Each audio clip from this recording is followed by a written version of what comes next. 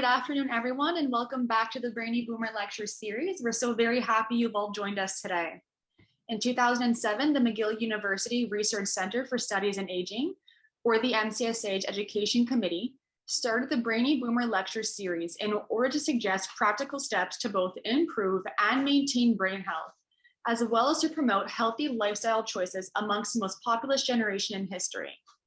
The MCSA's Education Committee, which was founded in 1996, has three main objectives: identifying education needs of healthcare providers, seniors, caregivers, and the public, and to develop responses to meet some of these needs, to enhance the positive image of the aging process by addressing stereotypes and myths about aging, and finally, the dissemination of research on aging. Dr. Véronique Babot received her PhD in cognitive neuroscience in 1997 at the University of Arizona, under the supervision of Dr. Lynn Nadel, co-author of Nobel laureate Dr. John O'Keefe. Dr. Babot is an internationally recognized expert in the field of spatial memory and navigation. She made over 150 scientific presentations on memory at national and international conferences and published over 80 scientific articles and one book. Her research has been featured in university textbooks, on television, radio, and in more than 50,000 internet sites that report the potential effects of technology on the brain. She studied spatial memory in healthy individuals from 8 years old to 85 years of age. She also examined spatial memory in relation to various neurological and psychiatric disorders, such as mild cognitive impairment, Parkinson's disease, diabetes, attention deficit hyperactivity disorder, and schizophrenia. Dr. Babot's research uses methods with cutting-edge technologies such as virtual reality and neuroimaging in order to stimulate memory and the hippocampus, thereby reducing risks of neurological and psychiatric disorders. Currently, Dr. Babot holds a full professor position at the Department of Psychiatry at McGill University. We would just like to remind you before we continue to please put your microphone on Zoom on mute. And then if you have any questions, you can either write them down in the chat box on Zoom, or you could ask them at the end of the conference. And now I'd like to invite Dr. Babot to start a presentation: Human Spatial Memory, Navigation, Neuroplasticity, and the Risk of Alzheimer's Disease. So thank you for the invitation, and thank you everyone for participating. It's always a pleasure to have this opportunity to share what we've done over the years. What's the point if we don't disseminate? So for us, it's really a great opportunity. Thank you so much. So the title, again, is about neuroplasticity and the risk of Alzheimer's disease through spatial memory and navigation. And I'm going to explain the difference between spatial memory and navigation, but first I'm going to dive into what's plasticity and why is it important.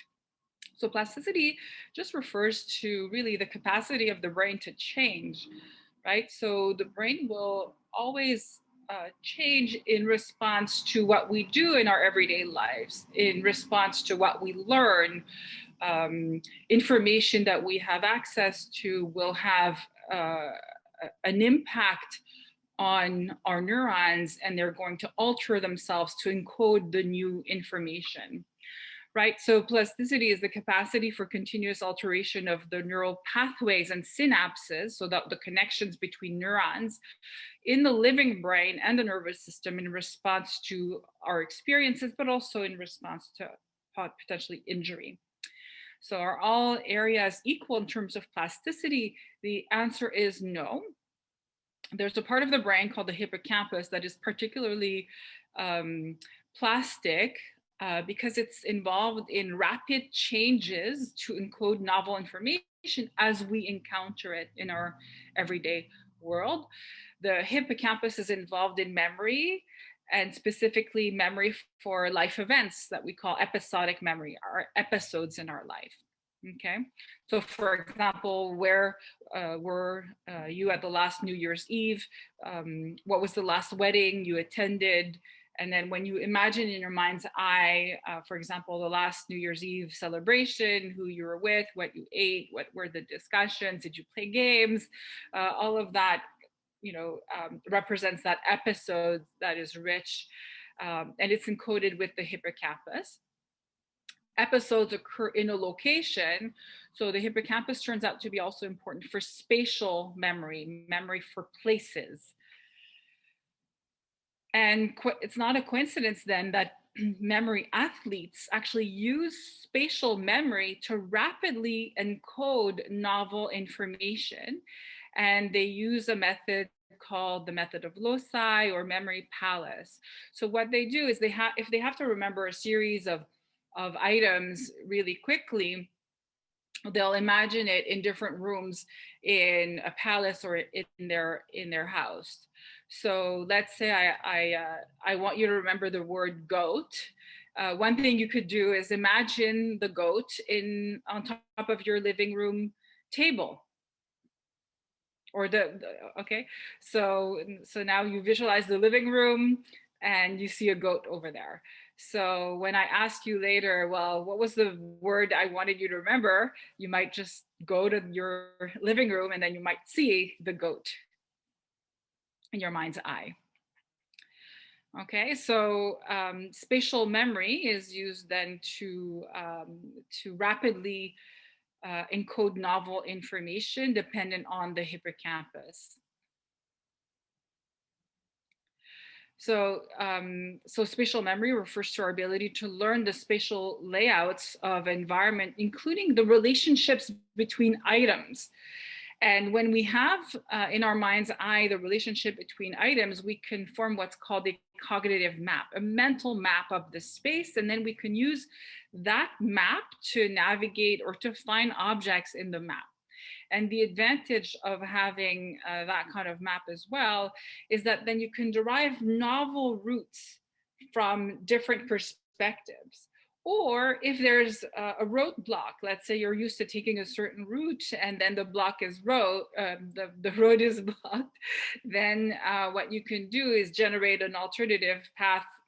Even without using the GPS, you'll have a sense of where you are if you have a mental map and okay, so this exit was blocked and now I have to take this other one and I have to go in this direction to find my way back to where I want. So it's a way to triangulate in a way. So another example is if you know your way from home to work and from home to the grocery store, well, when you have a mental map, you can derive a shortcut, like, from work if you want to go directly to the grocery store. If you hadn't done it before, you can extrapolate just based on having built that mental map. So another interesting feature of the hippocampus is that it has widespread connections with the rest of the brain. So it turns out when you use your hippocampus, you use a lot of different areas of the brain as well. And that could help explain why people who use their spatial memory had better overall cognition. And here we see scores correlating overall cognition with spatial memory. So people who have the best spatial memory in this one specific tests also had the highest scores of global cognition. So it could be that it's a general feature that activates it works out the entire brain. All right, so people who use spatial memory also have more fMRI activity in their hippocampus, a larger hippocampus, and as we mentioned, better overall cognition.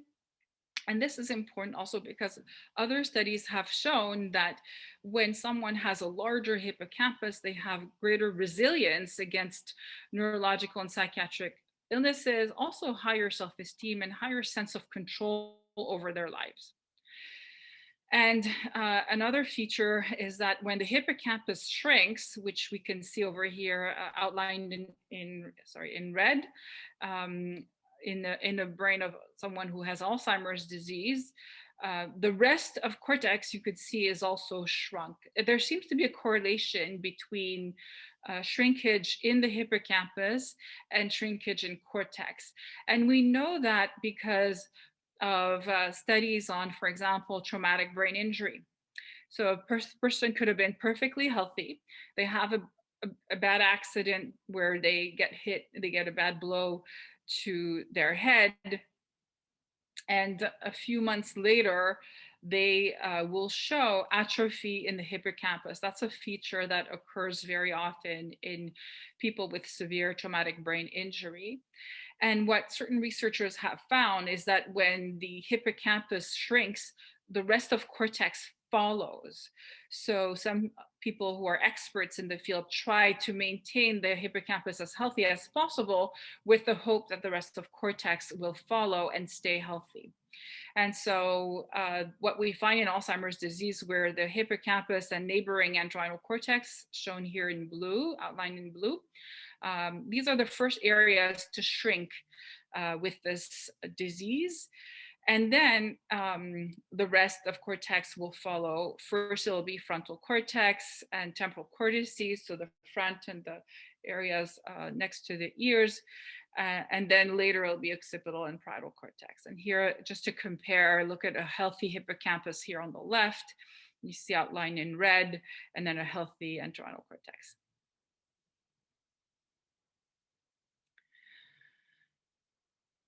Okay, when the hippocampus is small, however, we do see cognitive deficits even in normal aging.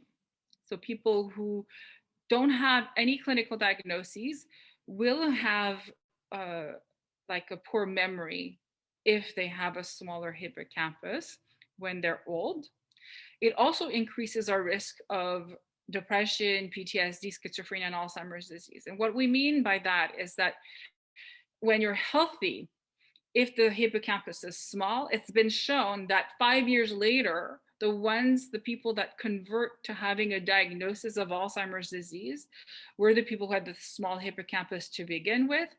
But we find that it's also true in other neuropsychiatric disorder, and we didn't know that for decades. And the reason is because it's really hard to discover that. How do you know in your healthy population who is at risk of later developing post-traumatic stress disorder or depression or schizophrenia? You can't scan the person when they're healthy knowing that they're going to get depression later on, because you don't know in the population who's going to get depression. So what they did to try to address this question is they scanned the brains of adolescents that had a very high risk of having depression because they had a family history where a close parent had severe depression. So they themselves didn't have depression, but they have a high risk. And you know what? The parent and the child had atrophy in the hippocampus.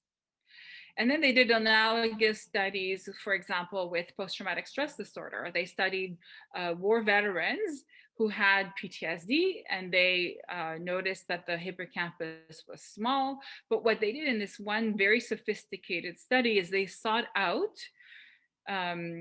people who had PTSD, who had a twin who had not gone to war and did not have a diagnosis of PTSD. And lo and behold, both members of the pair of siblings had atrophy in the hippocampus. The one with the PTSD and the sibling who had never gone to war also had small hippocampus. So that suggests that the small hippocampus was a pre-existing condition before they went to war. And this is what caused the vulnerability to getting PTSD. So I hope everybody can appreciate how having a healthy hippocampus, healthy and large hippocampus, is valuable to promoting healthy cognition. And there are a number of other disorders that are associated with a small hippocampus, but here it could be the disorder that causes a smaller hippocampus. We don't know what causes the small hippocampus. And they're listed here on the slide. So that includes ADHD, obsessive compulsive disorder, bipolar disorders, epilepsy, even diabetes, heart disease, chemobrain, TBI, and anoxia. So in several of these, it could be because of the treatment, right? So with chemo, chemobrain it's really the chemotherapy that is causing atrophy in the hippocampus. In the case of TBI, we mentioned before, it could be the traumatic brain injury. With heart disease, it could be because of reduced blood flow. In general, overall in the whole body. And so that would include less nutrients to neurons in the hippocampus, and then they'll be vulnerable to having atrophy. So there are many reasons why people can get atrophy in the hippocampus. And here's a few listed, but I think the point I'm making here is that the hippocampus seems to be an area of the brain quite vulnerable to a stress coming from the environment or our experiences, and there are even genetic factors.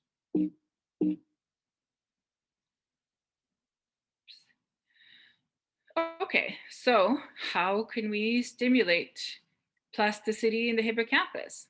Any guess? So I'm not sure how to get the chat box over here. If someone wants to guess, maybe you can unmute yourself. How could we stimulate the hippocampus, stimulate plasticity in the hippocampus? Anyone wants to try?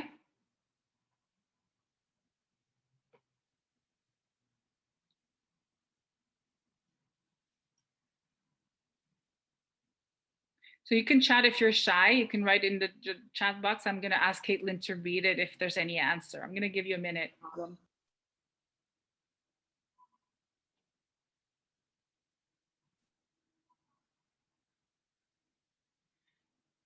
Surely you have lots of ideas.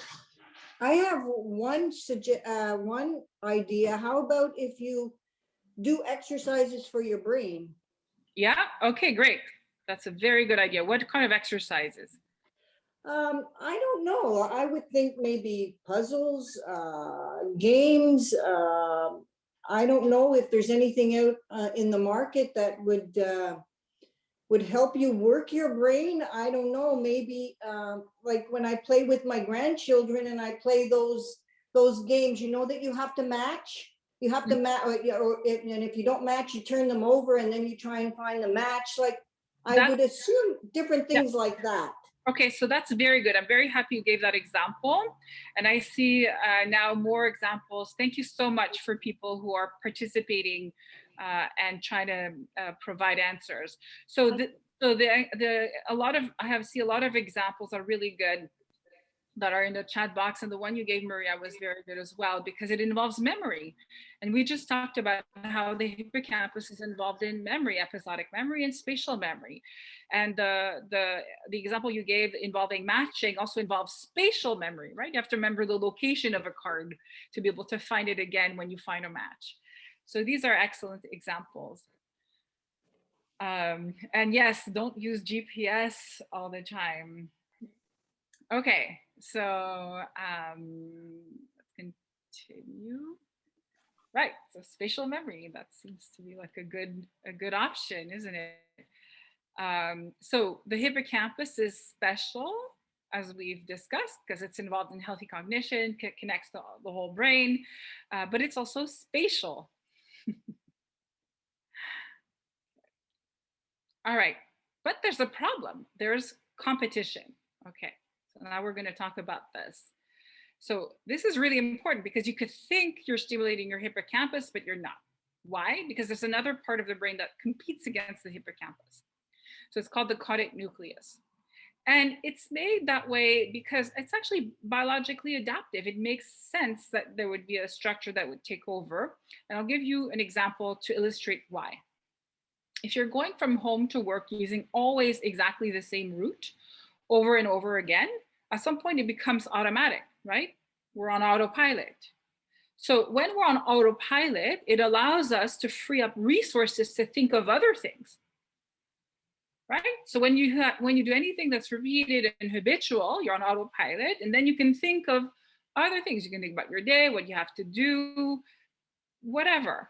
So having the ability to automatize behavior is biologically adaptive. It's good. However, what happens when you're on autopilot is that the cardiac nucleus takes over and it inhibits the hippocampus.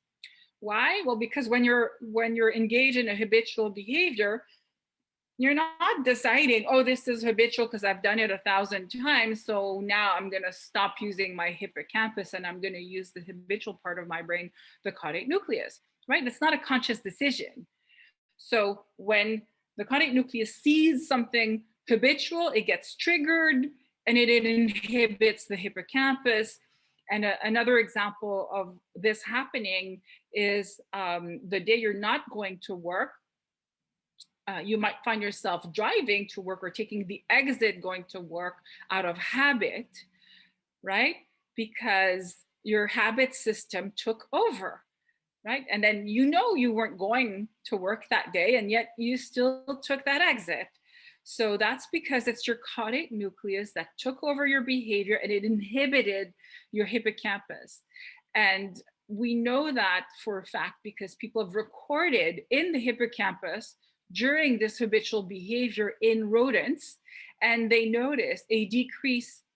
They noticed that the hippocampus was trying to work. It was still as active, but the caudate nucleus took over behavior in some cases. And so the rodent still went and engaged in habitual behavior. And in other situations, when they stimulated the caudate nucleus with an electrical impulse in the caudate directly, then they noticed a silencing of activity in the hippocampus.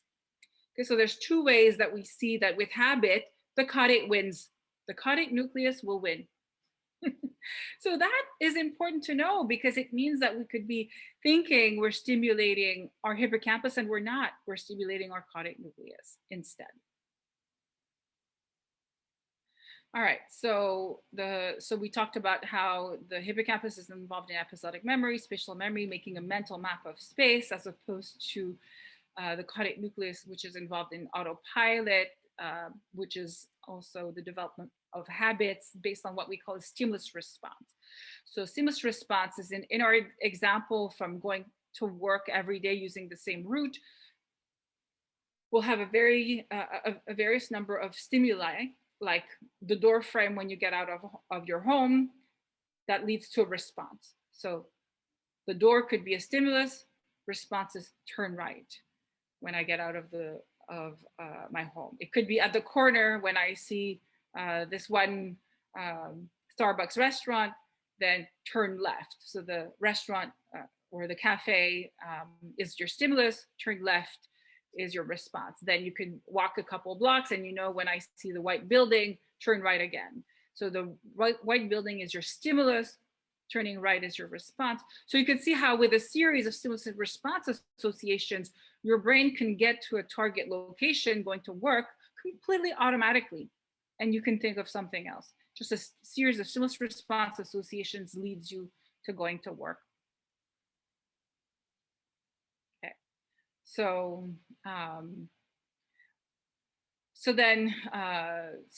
those two strategies are associated then, like we said, being more mindful, being present with your environment when you're using your hippocampus versus the autopilot. So in another study we ran in the lab where we tested close to 600 participants, we found that children mainly use their spatial memory depending on their hippocampus. So 85% of children were using hippocampal-dependent spatial memory, but that decreased with age. Young adults were more at 50-50 and older adults were only 35% using more of their hippocampus. And so it may not be a coincidence that there's a decrease in the volume of the hippocampus with age. If people use their caudate nucleus more as they get older, maybe their hippocampus is stimulated less, and then it could lead to shrinkage. And I'm going to show you data that supports this idea. So the idea is use it or lose it. And in another study, we found that in both humans and with rodents, mice, that there's this inverse relationship between the two brain areas. So people who use their hippocampus a lot had more gray matter in the hippocampus, and they had less gray matter in the caudate nucleus, and the reverse was true. People who use their caudate nucleus a lot had more gray matter in the caudate nucleus, less in the hippocampus. And we found that inverse relationship also in mice, as you see over here. So wait a second. So it means that if we use our caudate nucleus a lot it could come at a cost to the hippocampus. So not only is it that when we're engaging in certain activities, we could be stimulating the caudate nucleus without knowing it, but we could be shrinking our hippocampus without knowing it. So you're trying to do good, but instead you're stimulating the wrong part of the brain, and it's actually having a negative impact on the hippocampus. So that's important to know, because then what we could do is figure out what stimulates the hippocampus, what stimulates the caudate nucleus, so that we're aware if we're doing like, an hour of cognitive exercises per day, but 5 hours of stimulating your caudate nucleus, it may have like a negative impact on what you were doing, what you were trying to do earlier.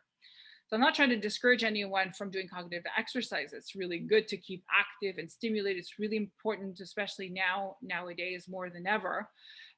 But it's important to be conscious that there are certain things that could have a negative impact, and I'm going to show you exactly how we demonstrated this.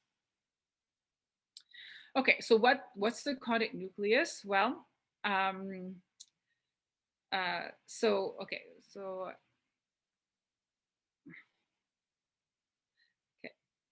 So what does the caudate nucleus do? So we talked about how it's involved in stimulus response strategies and habit and automatization. Studies in the literature have also found that it engages with habit, which involve later in time, an engagement later in time, right? For rapid learning, rapid plasticity, quickly, right away, right after you encoded the information for the very first time, it's the hippocampus. Why? Because an episode only happened once in your life. You need a part of the brain that'll encode it and capture it right away. That's the hippocampus. If it's repeated, then the caudate will get engaged. So that means that there's low repetitions for the hippocampus, high for the caudate. There's even studies that showed the delay of feedback has an impact. You can have people engage in an activity, and if they have to be really quick, the caudate will be involved. And if they're really slow and they can actually be mindful and think about the solution more, then the hippocampus will be involved. And then there's reward. If there's high reward, it'll stimulate more the caudate nucleus. But a delayed reward, like getting a degree, right? You work for 3 years before you get your degree. That's a delayed gratification. Okay, that's delayed reward. So that involves more of the hippocampus. And then stress. So stress will reduce activity in the hippocampus. Beautiful studies done in rodents where they'll stress the animal and you see a silencing of the hippocampus, whereas enhancing the activity of the caudate nucleus. Okay, so in order to try to find out whether we're right about this inverse relationship between the two structures, the hippocampus and caudate, we initially we were initially telling people, wait, if we stimulate the caudate, it's not going to be good for the hippocampus. And what happened was we spoke to a number of gerontologists and neurologists who said, we don't think that it's true that if you stimulate a part of the brain, it's going to have a negative impact on another part of the brain. So we don't believe you. And not only did they not believe me, they said, you have to prove it. So how did I go and how do you prove it? So the idea is to stimulate the caudate nucleus as much as possible. And if that relationship is true, what you're going to do is push people towards using more of their caudate nucleus, thus the hippocampus, and there should be a shrinkage of the hippocampus, right? Is everybody following so far? Yeah. So if you stimulate more of the caudate nucleus, if we're right that it's bad for the hippocampus, we should be able to shrink the hippocampus. Now that would be very, very bad to do that. But, if people tell us that they think stimulating the caudate nucleus is good, and they're engaging their participants, they're promoting caudate nucleus stimulation in their studies, they're promoting it in their everyday life, they say it's good, then, you know, people may suffer. So we didn't have a choice. We had to demonstrate, we had to attempt to demonstrate stimulating the caudate nucleus may not be good for the hippocampus. So how did we do that? So we took the characteristics of the caudate and we thought, okay, we're going to try to engage people in these activities in a way that's perfectly accepted in society and see what happens in the caudate, in the hippocampus. Okay, can someone guess? So I kind of gave it away by mistake earlier, but can someone guess what we did if someone didn't notice? What could we do to try to stimulate the caudate nucleus to see if it has an impact on the hippocampus? Anyone wants to guess? Yeah, good, Janice. So, right, so video games. So I kind of, so that's what we did. We gave people Call of Duty because it had all the characteristics, right? It was like high reward, high repetition, immediate feedback, stressful. So it had all the characteristics that we knew from the literature. And lo and behold, we did it. We asked young adults to play, well, we did 3 studies, and in all 3 studies, we found less gray matter in the hippocampus in video game players. And we did it in 3 different ways. I'm going to show you all 3. So in the first study, we just studied gamers and non-gamers. And first of all, we saw that most gamers were using their response strategies in a test that associates if you're using more the stimulus response strategy when you're navigating an environment versus when you're using versus the spatial memory strategy. And you can see here on the left, 83% of the gamers were using more their caudate nucleus with response strategies, whereas only 43% were using response strategies in the non-gamers. Okay, and lo and behold, they had a shrunk. The gamers had a shrunk hippocampus compared to the non-gamers. But one problem with that study is that you don't know what the cause and effect relationship is. It could be that people who like video games already had a small hippocampus. So what we did is we repeated twice this study with non-gamers in the entire study. So we took non-gamers and we randomized them into an action video game group or a non-action video game group, what we call placebo. And because we took non-gamers for both groups and we randomized, then we know it's not the prior history that has an impact on the results.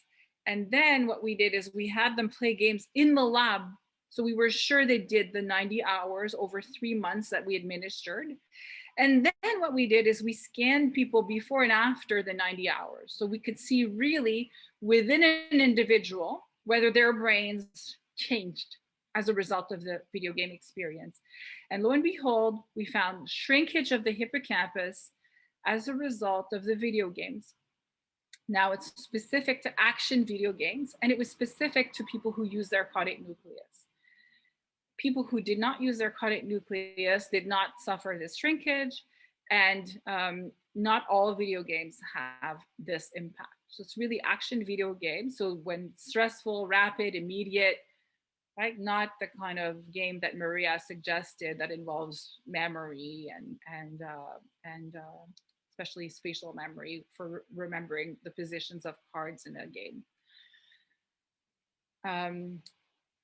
Also bad news is that the amygdala, part of the brain involved in stress, grew in the action video game group.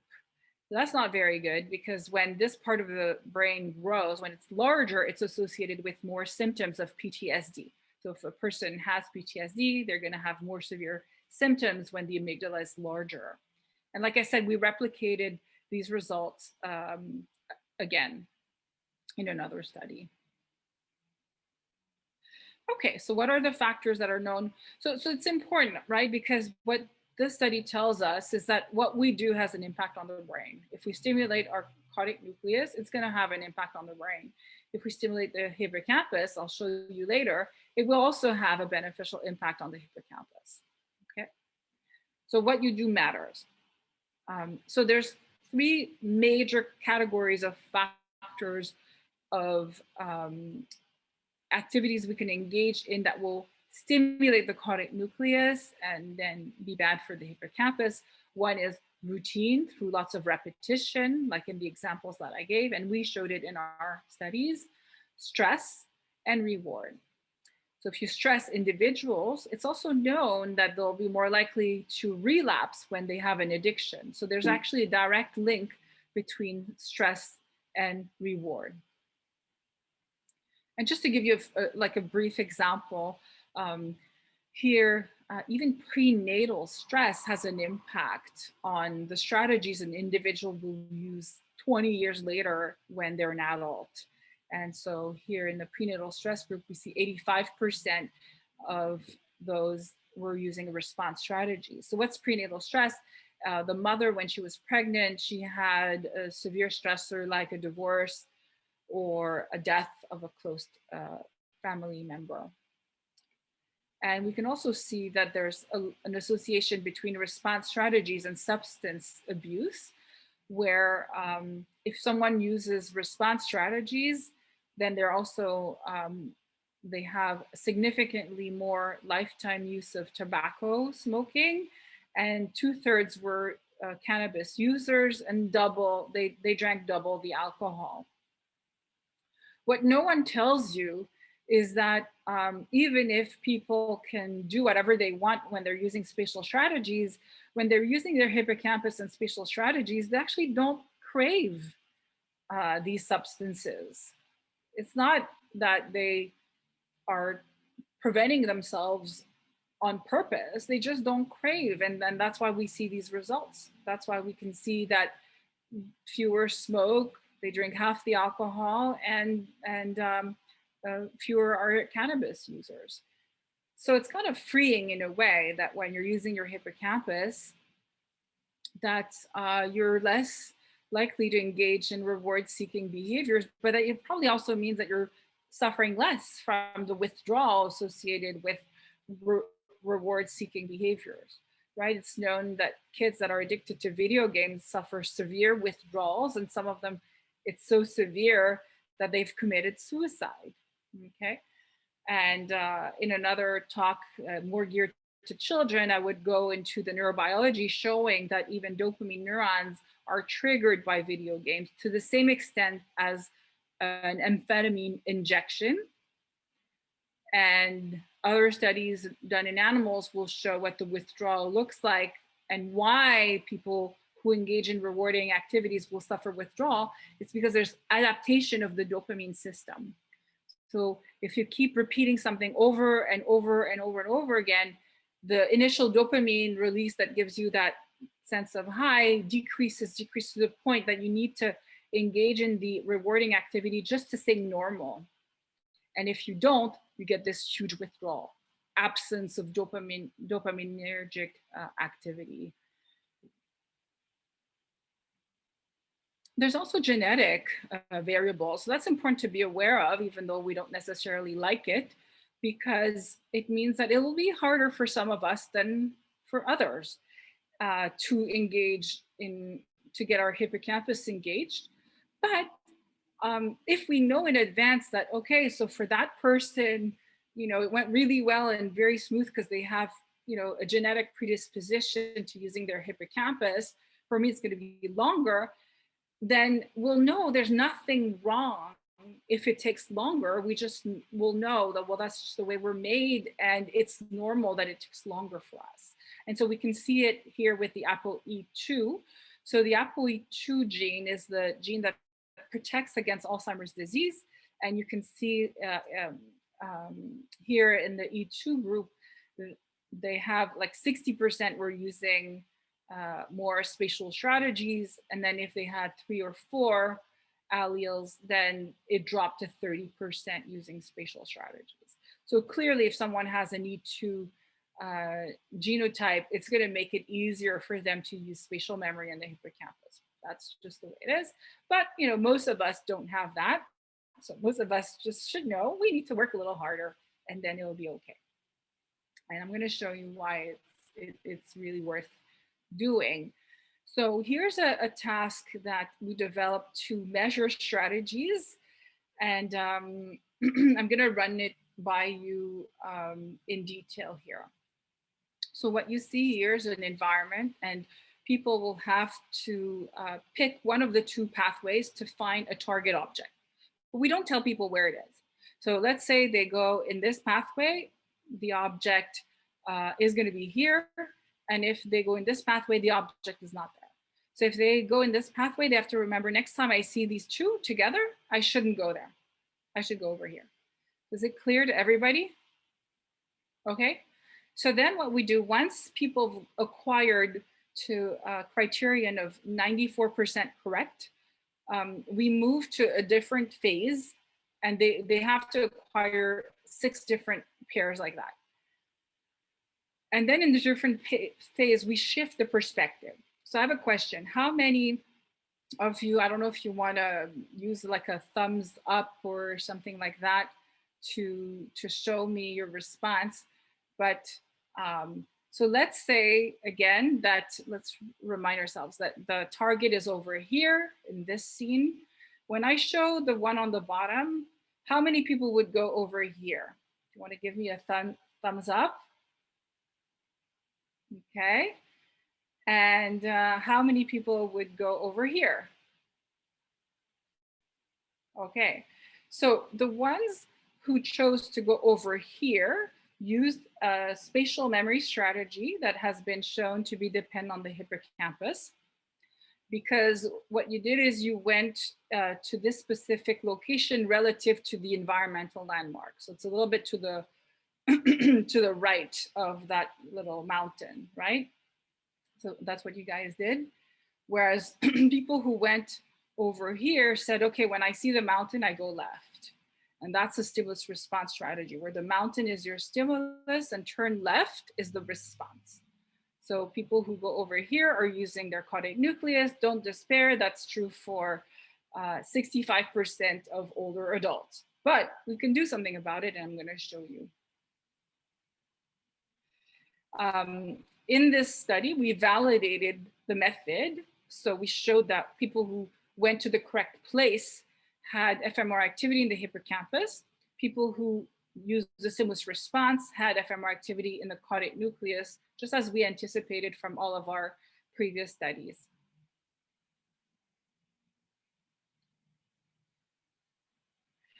And what we see here is that people who use spatial strategies have more gray matter here than people who use response strategies, even when they have a genetic vulnerability to Alzheimer's disease.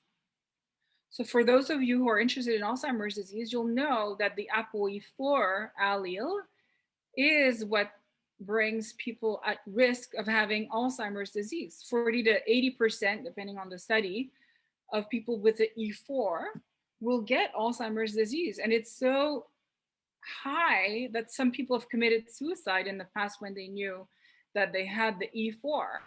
But what we're showing here is even if they have the E4, here we did the study where we screened 515 people and we scanned all the E4s, and E4s are about 15% of the population. And then we contrasted those who use spatial memory with those who use response strategies. And what we found is that those who use spatial memory had more fMRI activity, as we showed in the previous slide, even if they had the E4 genotype, the E4 allele, the highest risk of Alzheimer's disease. And here we show that they had more gray matter in the entorhinal cortex. Remember, it's the region neighboring the hippocampus, and it's true also for the hippocampus and even the white matter coming out of the hippocampus. So we have 4 different measures that show that when E4s use spatial memory, they have more fMRI activity in the hippocampus, more gray matter in the hippocampus, more gray matter in the entorhinal cortex and more white matter coming out of the hippocampus. Okay, and so that is protective against Alzheimer's disease because it's known that people who have more gray matter are less likely to get Alzheimer's disease 5 years later. And what we see, it's the response learners that have this atrophy in the entorhinal cortex and hippocampus. So we can see it when we contrast E4 response learners with E3 response learners. So here, this is specific to the E4, but E4 response. But if you look at E4 spatial, the brain is perfectly normal, healthy, just like non-E4s. Okay, so in other words, if you're using spatial memory, you'll have an advantage and not have the genetic vulnerability. You may have the genetic vulnerability, but it won't be expressed in your brain because you're stimulating your hippocampus, even with that. So is that clear? Should I repeat it? So I'll just say it in another way. Here in this slide on the bottom right, E4s that use spatial memory don't have atrophy at all in the hippocampus or entorhinal cortex, is what this shows. Normal, healthy brain. And this concurs with other data showing that patients with Alzheimer's disease have a larger cardiac nucleus than controls, so over here. So people who are at risk of Alzheimer's disease with mild cognitive impairment or subjective cognitive impairment will have a smaller cardiac nucleus than patients with Alzheimer's disease. And this is a study showing that just an electrical stimulation of the network of Parkinson's patients that includes the cardiac nucleus caused a shrinkage in the hippocampus, this is in humans, after 15 months. So you can see here the hippocampus prior to the insertion of the electrode, or prior to the stimulation of the cardiac nucleus, in blue, and in red it's after stimulation, and you can see this decrease in volume of the hippocampus just from stimulating the cardiac nucleus.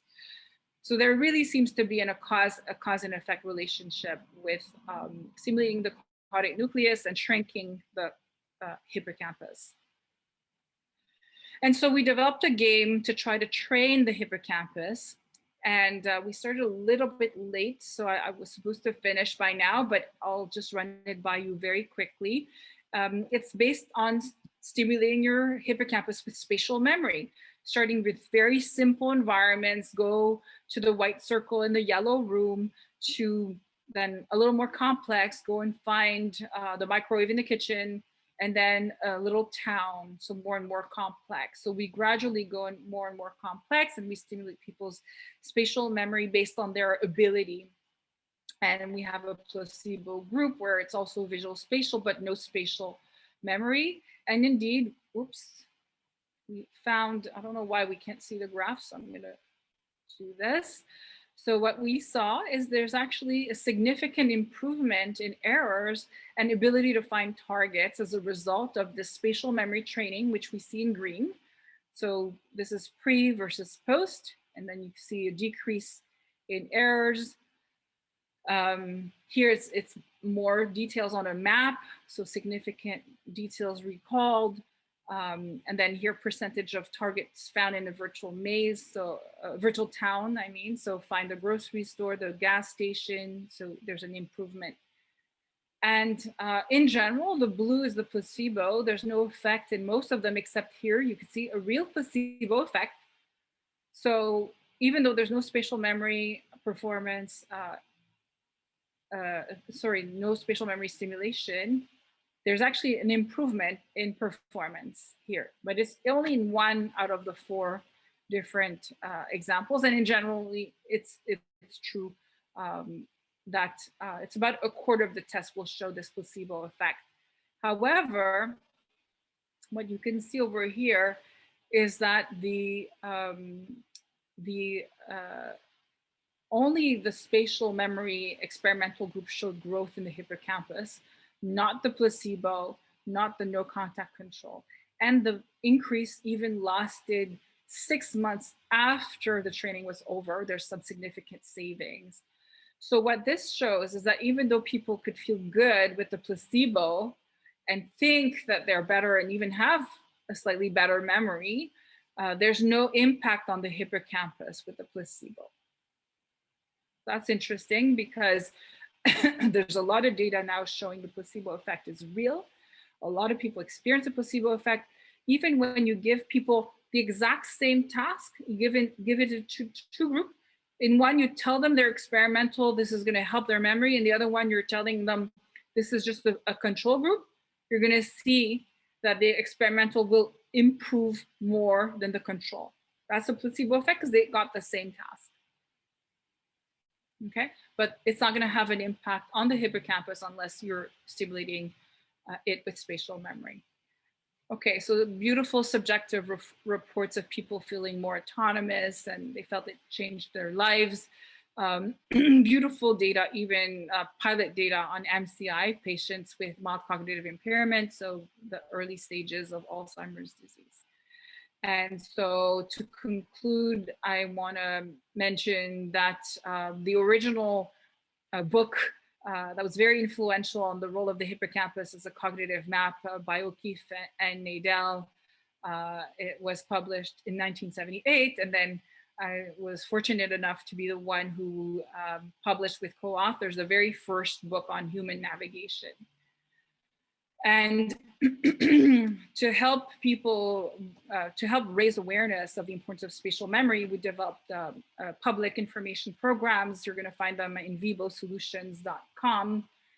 And this is essentially the 4 pillars program. I talked about 4 pillars because spatial memory is one of 4 that are known to be important for the hippocampus, but we also know that nutrition, exercise, and mindfulness are important, right? Stress will shrink the hippocampus, so it's important to talk about those as well. So that's why I came up with this 4 pillars program, and you'll find it in detail in the Vibo Solutions.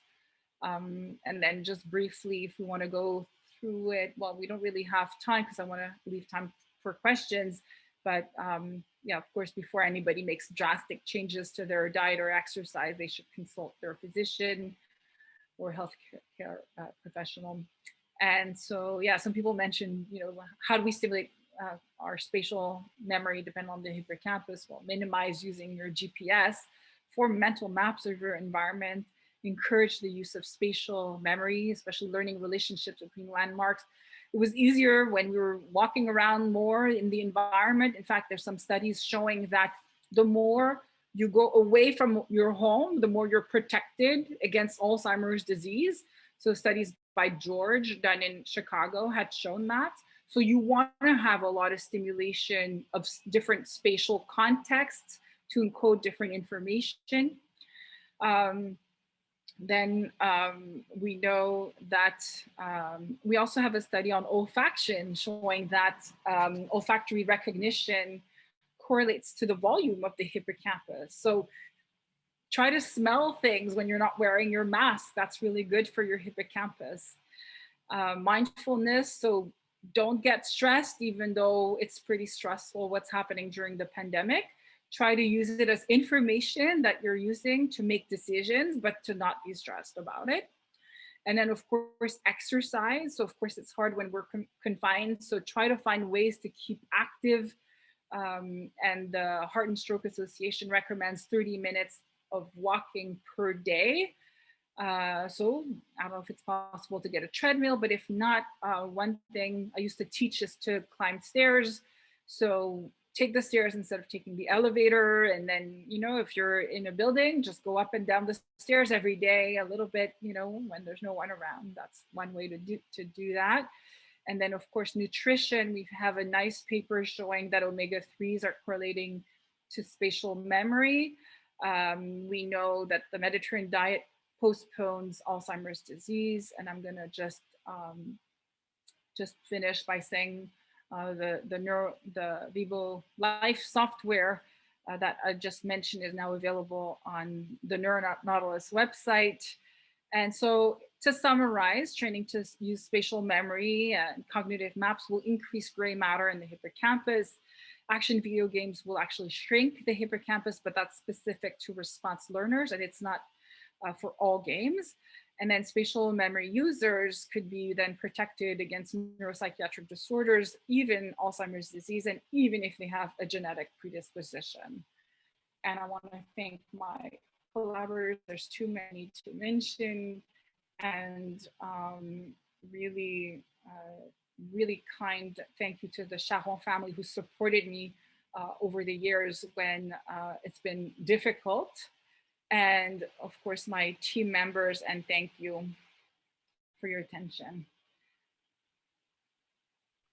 Thank you so much, Dr. Babette, for that fantastic presentation. We do already have a question.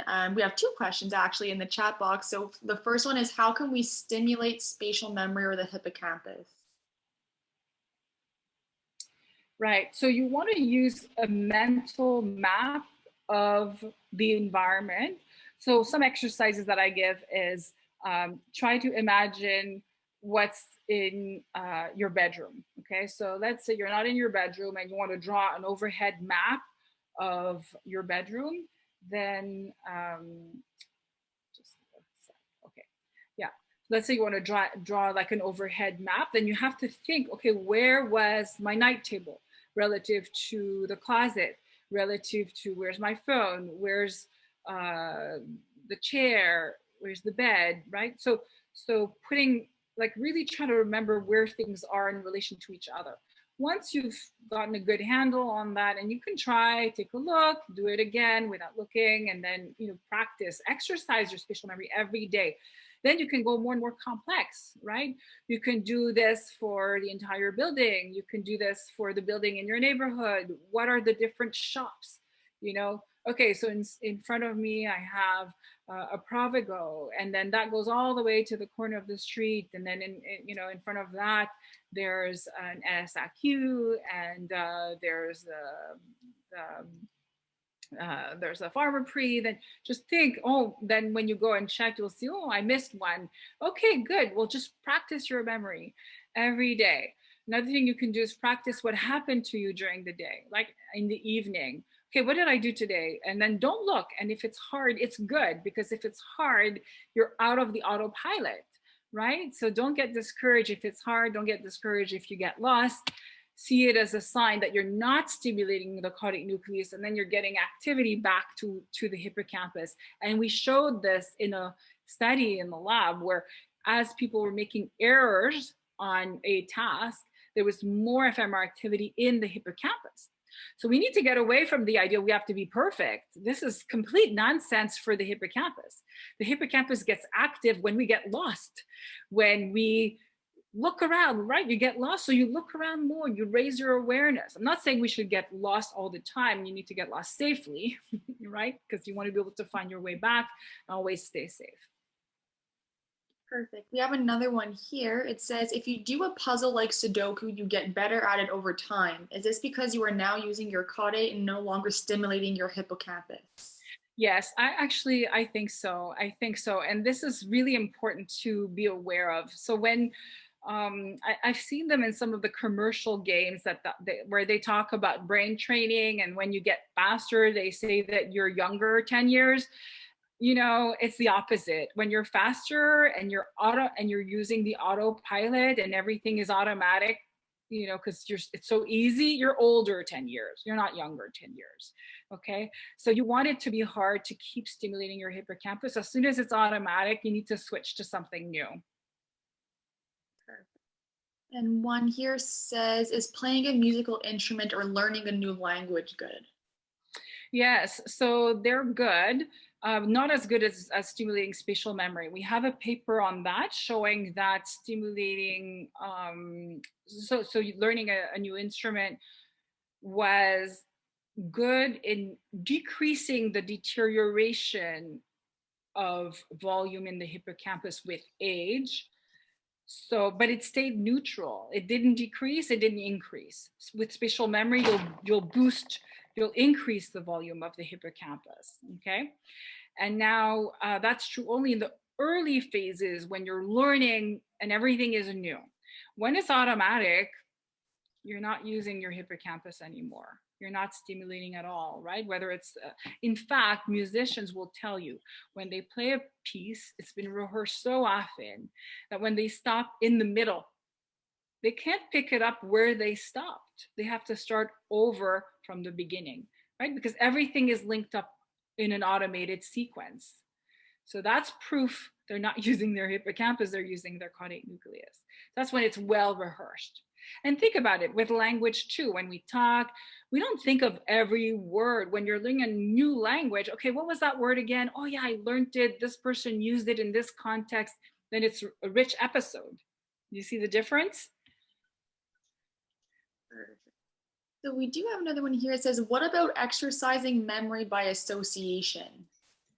Yeah, making associations is really, really good, right? That's the foundation of episodic memory, right? It's in episodic memory, you have associations of space, who was there, what you ate, what were the discussions. So it's always about associations, but what you want is to make relationships, right? So that's what's really important, not just simple stimulus response associations. Perfect. And one other person would like to know, if the hippocampus atrophies, is it permanent? No, there's plasticity, right? The data I showed, I went very quickly, but here I'll put them back. I'll put back the slide. But even in MCIs, the people who have the early stages of Alzheimer's disease, we were able to reverse shrinkage in the hippocampus. I went over too quickly because of time, but you can see over here. So these are MCIs that we administered the Vivo Life Spatial Memory program to, and you can see here growth in the hippocampus, okay? And this is the growth in the hippocampus stayed even after 6 months. There were significant savings. And look at shrinkage. There was very little shrinkage in the whole brain of MCIs who went through our program. But if you look at the controls that did the placebo training, there was no growth in the hippocampus. After 6 months, there was something there, but it's not in the hippocampus. So maybe somebody took part in some other training program that was stimulating another part of the brain. And look at the shrinkage. There was shrinkage in the MCIs all over the brain, including the hippocampus. So definitely spatial memory is protective of the hippocampus, and it's protective against shrinkage, which we see here, even in people who have MCIs. So it's never too late. Perfect. Good news, right? Yeah, very good news. So we do have another one here. It says, thanks for the great talk. Would you mind sharing the references showing that when the hippocampus shrinks, the rest of the brain shrinks, and also for the PTSD study showing that people with smaller hippocampuses were more vulnerable? Mm-hmm. Sure. So how do I do that? How do I share? Either Chloe, maybe to put her email in the chat box. Yeah. Or if it's easier, you can send it to me and I can send it to Chloe. I'll put my email in the chat box so Chloe can send me her contact information.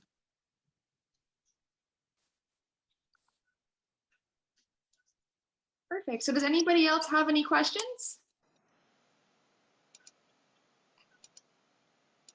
Okay, I want to know if there will be a study of people who have long-term effects from COVID. They often say that one of them is brain fog, and whether you will be able to determine whether their hippocampuses have been shrunk because of COVID, having been infected with the COVID virus. Yeah, it's a very good question. So we tried to do this. We applied to the ethics committee, and they rejected our request. So we weren't able to investigate this. And the rationale that they used is that we didn't have a way to prove that the person who said that they had COVID really had COVID. So back then it was early on, and so they don't want us to do this study unless we can prove for sure that the person who says they had COVID really did. So that becomes difficult. Yeah, it's really hard to do research sometimes, because there's a chicken and egg situation where you need to have pilot data to get funding, and then you need funding to be able to get all the information that's necessary to get the ethics approval. But how do you measure the impact on the hippocampus on people? Do you have things around their head all the time, or? So we did it in different ways, right? We did more than a dozen studies where we measured people's navigational preferences, whether they're using spatial memory or stimulus response, and then we scanned them, and then we did a correlation. And then we know, okay, when people are given the task, the navigation task, like the one I showed with the 2 pathways, okay, when they perform this way, like when they're using to the correct location, then we showed these people had more fMRI activity in the hippocampus, more gray matter in the hippocampus, and better overall cognition. So then if we wanted to do a COVID study, all we have to do is give that task to COVID people who have had COVID, and then measure whether they're using more spatial or response strategy. But it's possible that COVID does affect the hippocampus, not just because of brain fog, but because of the loss in odor recognition, right? Oh, yes. Because that's something we published on. We have a nice paper in a very prestigious journal showing that odor recognition correlates to the volume of the hippocampus. Are we able to get to use whatever you have here, Vibo Life? Is that some type of an activity that, are we able to engage in that? Yes. So so what you would need to do is send me an email through the website, and when we'll start a group to engage in these activities to stimulate the hippocampus, we'll contact the people who contacted us in the past and say, okay, there's a group starting, and here we will all do it at the same time. Thank you. It's needed because we need support. I do my program myself. I've done it 3-4 times, and I find that I need support. If I do it with someone else, I'll be rigorous at doing the activities because it's a little tough, right? We're talking about work. We're saying if it's too easy and automatic, you're not going to stimulate your hippocampus. So people need to be prepared to say, okay, we're going to work out. It's like jogging, right? It's not necessarily easy and rewarding right away, but you feel the benefits over time. Yeah. Could you send us your email, please? I think that the I think it's info@vibosolutions.com is the email. If you go to vibosolutions.com, the email is written. The contact box does not work because at some point someone pirated the website and we had to take it down, and the way we put it back up, it's not functional, but you could, the email is written there. So vibosolutions.com, and I think it's info@vibosolutions.com is the email. Thank you. Yeah. Veronique? Yes. Can you suggest some credible online cognitive training programs that we can do in the meantime? Yeah, so it's anything that involves memory, spatial memory, relationships is good. So there's some studies in the literature, in the scientific literature, showing that games like Tetris or puzzle games where, Tetris, you have these blocks coming down and you have to match the shape so that it fits well in the puzzle. Apparently that's correlated to more gray matter in the entorhinal cortex. And then games like Super Mario Brothers 64, apparently you have to go to lots of different places, and that's good for your hippocampus. But in terms of the other ones, the commercial ones like Loci and Posit, I haven't seen data specific to the hippocampus. There's good data for Posit. Mike Merzenich is a wonderful, wonderful scientist who started that company.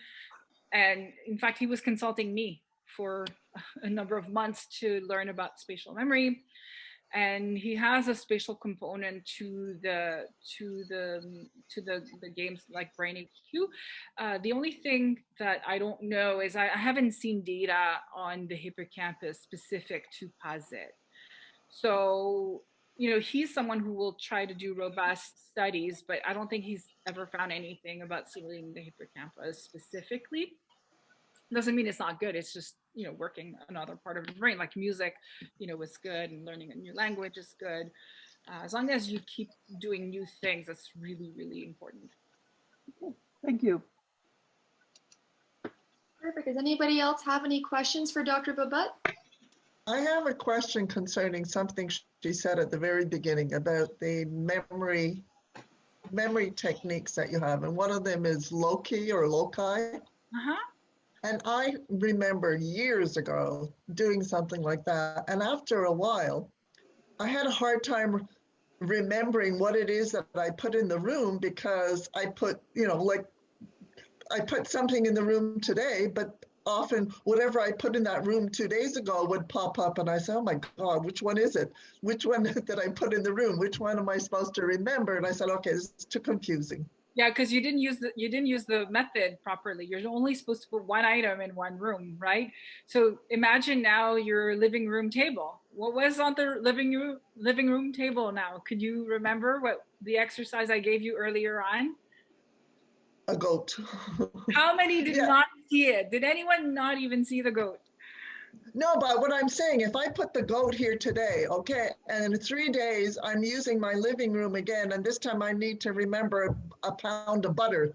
Well, you have to put it in somewhere else. That's the point. If you Oh want my to God. remember that word, you have to imagine it somewhere else. You can imagine it, you know, in a shoe. Or That's that's a bad example, because the shoe can move. So it has to be a place. So, because then what they do is they walk around. So they walk. Oh, okay. So in the living room there was the goat, and then maybe it'll be, for example, in the bathroom, I'll put the butter. So then you walk around in your mind's eye the different rooms, and then you will see the different things that you place there. Yeah, shoe's bad example because the shoe could move. So you want to have a stable landmark. It's a fixed landmark in space, and then you're putting a new item there. Perfect. Does anybody else have any questions?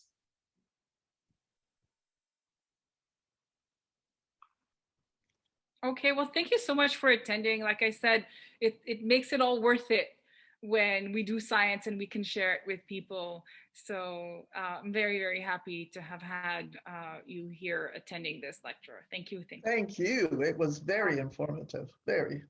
Thank you so much, Dr. Babut, for this fantastic presentation. The NCSA Education Committee would like to thank you and everybody who signed in today. Our next event is going to be on Thursday. It's a part of our exercise for seniors class. So if you would like, I put the link down to our Eventbrite page for you to register. We're also hosting a special event next Tuesday in celebration of World Alzheimer's Day, and I would strongly encourage you guys to go and register for that. We're going to be speaking about the World Alzheimer Report that Alzheimer's Disease International is launching in the morning, and I'll also be sending out some information about that as well. I also put the link down in the chat box for a brief survey. We would love to hear any feedback you have on today's event or any other Brainy Boomer event that you've attended. In case you've missed a Brainy Boomer event or you want to go back and look at maybe one of our exercise classes, I put the link to our YouTube channel. And in case you want to get any more information about NCSA or make a donation, I also put that link down in the chat box. Just once again, thank you so much for attending today, and I hope everyone has a great day.